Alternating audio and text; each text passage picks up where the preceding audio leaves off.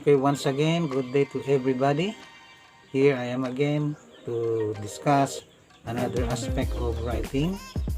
And so far, we have already covered parallel structure, effective modification, and then clarity. Now, speaking of clarity, there is another way of attaining clarity in your writing.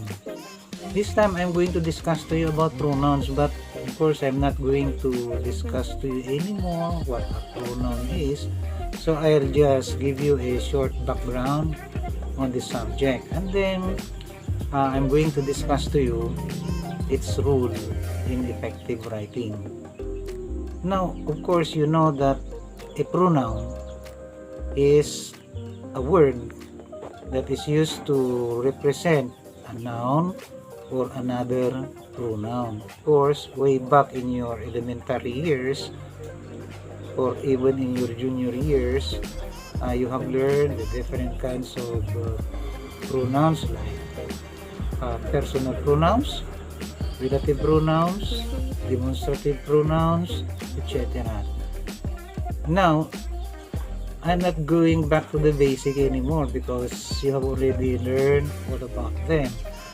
But then, it is important for me to discuss to you the proper use of pronouns. Okay, now you might say, discuss pa ba yun? Alam ko na yan. Really? Okay, so let us find out. We know that a pronoun, as I said, is used to represent a noun. For all you know, a pronoun provides coherence to your paragraph. Why? Because a pronoun enables the reader to recall the antecedent noun.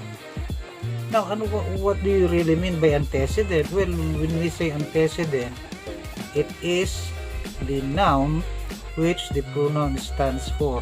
Like, for example, in this sentence, okay, Captain Norbert Ladau observed that the town was deserted. He ordered his men to search for any survivors. He is the pronoun and it represents Captain Norberto Ladau, or Norbert Ladau I should say. So we say that Captain Norbert Ladau is the antecedent of the pronoun he. Notice that the pronoun he is singular, it is in the masculine gender, and it is in the third person. Why? Because its antecedent, Captain Norbert Ladau, is singular, it is in the masculine gender, and it is in the third person. So, you notice that the pronoun he in that example connects the second sentence to the first sentence, thus establishing coherence. When we say coherence, of course, the sentences are properly connected. It comes from the word cohere, nang ibig sabihin ay stick together. Okay. So based on what you have learned, you notice that there is something that you should remember. Una, the pronoun must agree with its antecedent in number, in gender, and in person. When we say number, we're not talking about real numbers in mathematics. We're talking about whether the antecedent is plural or singular.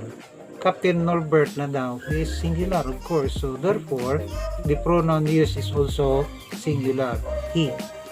Captain Ladau is in the masculine gender, so we did not use she because she is the feminine counterpart.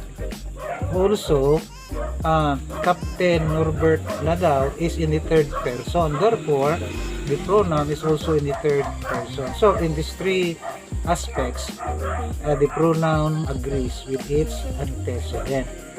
Well, you have already learned that in your junior years or even in your elementary years. But there are things that you should remember when you are using a pronoun. Okay? And what are these? Okay, we have number 1. Okay? So, yung number 1. Pronouns agree with their antecedents in number, gender, and person. Na-discuss ko na yan. Okay.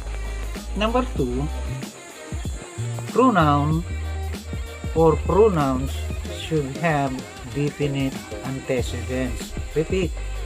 Pronouns should have definite antecedents. Now, when a pronoun does not have a definite antecedent, the sentence may be confusing, like in this example. Okay, here is the example. Homer visited his old friend David Arceo and he was happy about it. The pronoun he does not have a definite antecedent. You know why? It may refer to Homer or it may refer to David. So the question now is, who is happy? Is it Homer or is it David? We do not know.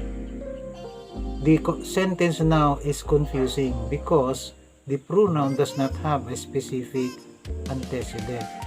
So we have to improve the sentence. So we have now this sentence which is more specific and understandable. Okay, here is the correction. Homer was happy to visit his old friend David Arceo. But suppose that it is David Arceo is happy. Then you can say Homer visited his old friend David Arceo, who was happy about it. Who refers now to David Arceo.